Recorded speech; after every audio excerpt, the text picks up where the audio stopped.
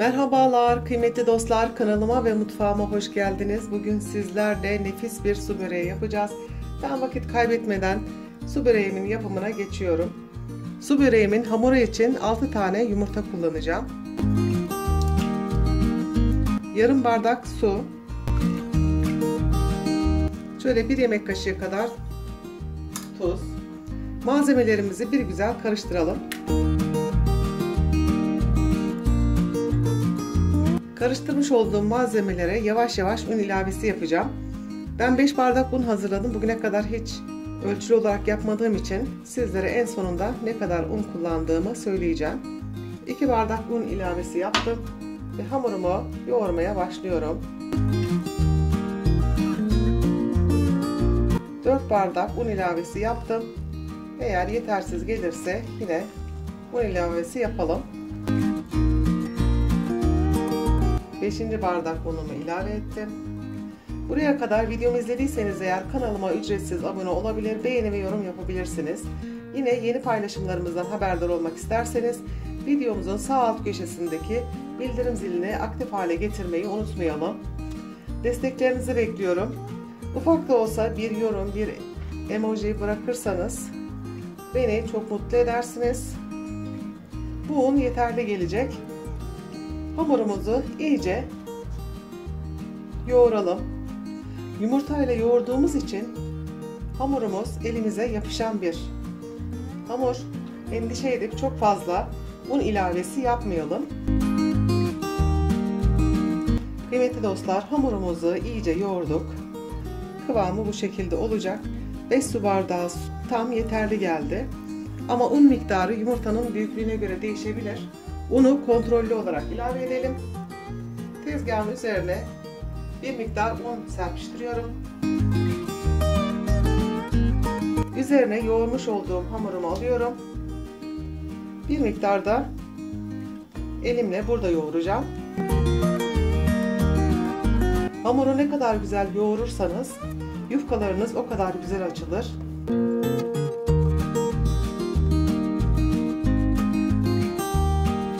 İlk önce hamurumu 2 eşit parçaya böleceğim.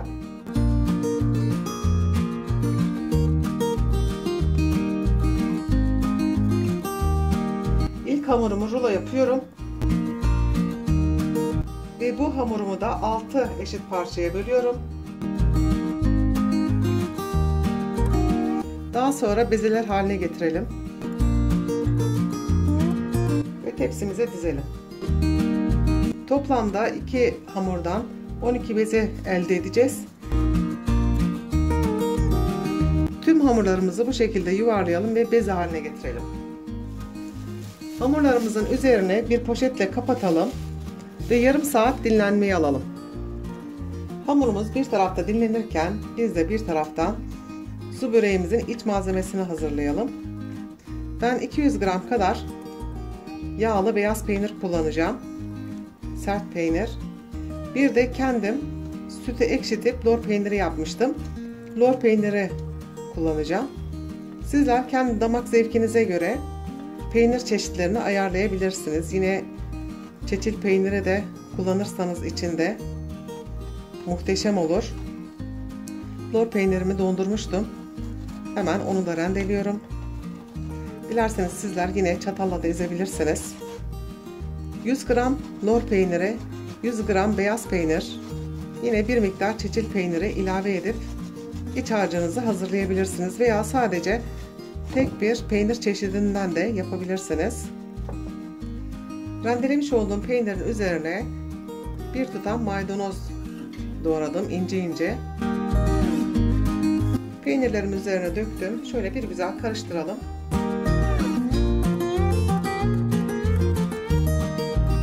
Su böreğimizin iç malzemesini hazırladık. Hamurlarımız yarım saat kadar dinlendi. Bakın çok da güzel yumuşadı. Tezgahımın üzerine biraz un serpiyorum. Elimle şöyle bastırarak biraz açıyorum.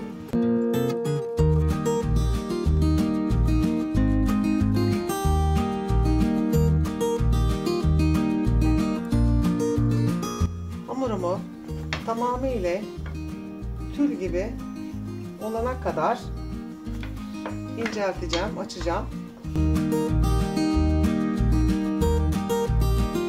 Kıymetli dostlar, bakın gördüğünüz gibi su böreğimizin hamurunu incecik açtık. Açmış olduğum yufkamı oklavama sarıyorum ve temiz bir bezin üzerine serip havalandırıyorum. İkinci yufkamızı açacağız. Kıymetli dostlar, ben tek tek açmayı tercih ediyorum, çok fazla unlu olmaması adına. Ama sizler zamandan tasarruf etmek istiyorum diyorsanız iki yufkayı üst üste koyup arasını bol unlayıp o şekilde de yufkanızı açabilirsiniz. Tüm hamurlarımız bitene kadar yufkalarımızı açmaya devam edelim. Yufkalarımızı haşlamak için suyumuzu koyduk. Kaynamasını bekliyoruz. Su böreğimin içinde kullanmak için 125 gram tereyağı kullanacağım. Hemen tereyağımı eritiyorum. Eriyen tereyağının üzerine yarım çay bardağı sıvı yağ ilavesi yapıyorum. Karıştırdım. Yağımız hazır. Kıymetli dostlar, dilerseniz yufkalarınızı tam olarak haşlayabilirsiniz. Dilerseniz daha pratik, daha kolay olsun derseniz yufkalarınızı 4'e bölerseniz çok daha kolay haşlarsınız. İlk defa deneyecek olanlar için çok pratik bir yöntem.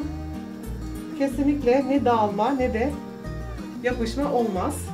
Kıymetli dostlar, kaynayan suyumuzun üzerine şöyle bir yemek kaşığı dolusu tuz ilavesi yapıyorum. Hatta biraz daha fazla olsa daha da iyi olur. Daha sonra kaynayan suyumun içerisine teker teker yufkalarımı koyup haşlıyorum. Bakın hiç dağılma olmuyor. Böyle ufak parçalara ayırdığınız zaman haşlaması da daha kolay oluyor. Bu şekilde denemenizi tavsiye ediyorum. Yok, ben bu şekilde istemiyorum, tüm haşlamak istiyorum diyorsanız yine tüm de haşlayabilirsiniz. Haşlamış olduğunuz tencere büyük olursa yine 4-5 parçayı aynı anda haşlama imkanınız olur. Kesinlikle de yapışma ve de parçalanma yapmaz. Hemen ilk hamurumu alıyorum. Bakın. Soğuk su hazırlamıştım. Soğuk suyun içerisine koyuyorum. Bakar mısınız? Şu yufkanın inceliğine ve güzelliğine. Hemen suyunu şöyle elimle süzdürüyorum. Haşlamış olduğumuz yufkaları tepsimize yerleştirmeden önce şöyle bir tepsimizi bir güzel yağlayalım. Daha sonra yufkalarımızı tepsimizin her tarafına aynı oranda, aynı kalınlıkta olacak şekilde tepsimize yerleştirelim.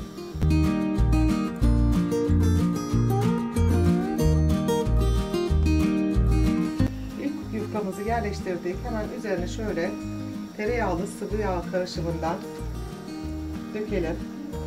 Bir sıra daha yerleştirdik. Hemen tekrar şöyle elimizle yağlayalım. Tepsimizin altına 6 yufka, üstüne de yine 6 yufka yerleştireceğiz. Her yufkanızı haşlayıp soğuk suya koyduktan sonra hemen yerleştirin. Suyun içerisinde bekletmeyin. Hem soğuk suda hem de sıcak suda çok fazla kalmaması gerekiyor. Şöyle elimizle yoklayalım. Her tarafın aynı eşitlikte olmasına dikkat edelim.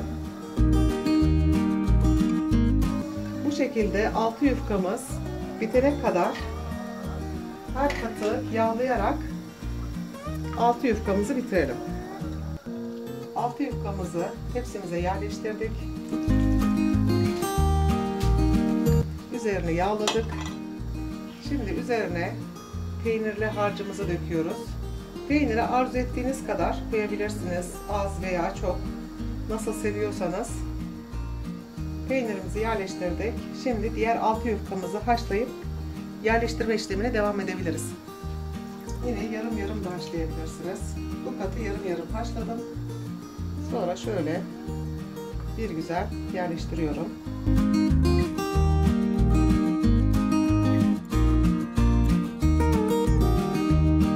Daha sonra tekrar ilk katımızı yerleştirdikten sonra yağlayalım. Yine tüm yufkalarımız bitene kadar bu işleme devam edelim. Yine son katı da şöyle elimizle yağlayalım. Kaşıkla da dökebilirsiniz. Ama bu şekilde ben yağ oranını daha güzel ayarlıyorum. Kıymetli dostlar, gelelim böreklerin can alıcı püf noktasına. Muhakkak fırına vermeden önce ara ara tereyağı koyalım. Bu arada bayram yaklaşıyor. Yine su böreklerinizi pişirip derin dondurucuya atıp bayramda misafirlerinize ikram edebilirsiniz. Yine iftarda misafirlerinize yapıp yedirebilirsiniz. İnanın muhteşem bir lezzet. Yapımı da çok kolay. Bugüne kadar denemeyenler varsa gözleri korkmasın. Yufkayı çok açmayı bilmiyorsanız bezelerinizi küçük tutun, daha küçük tutun. Minik minik açın. Yine de muhakkak yapın. Yağ çok kondu demeyin. Çünkü su böreğine lezzeti verecek olan tereyağı. Eğer yağ fazla olursa kalan yağı bir tabağa süzdürebiliriz. Su böreğimiz fırına vermeye hazır. Önceden ısıtılmış 180 derece fırına verelim ve kontrollü olarak altı üstü nar gibi kızarana kadar pişirelim. Kıymetli dostlar, gördüğünüz gibi su böreğimiz pişti. Altı üstü nar gibi kızardı. Bir tarifin daha sonuna geldik. Yeni tariflerde buluşmak dileğiyle evinizden huzur, sofranızdan bereket eksik olmasın. Allah'a emanet olun.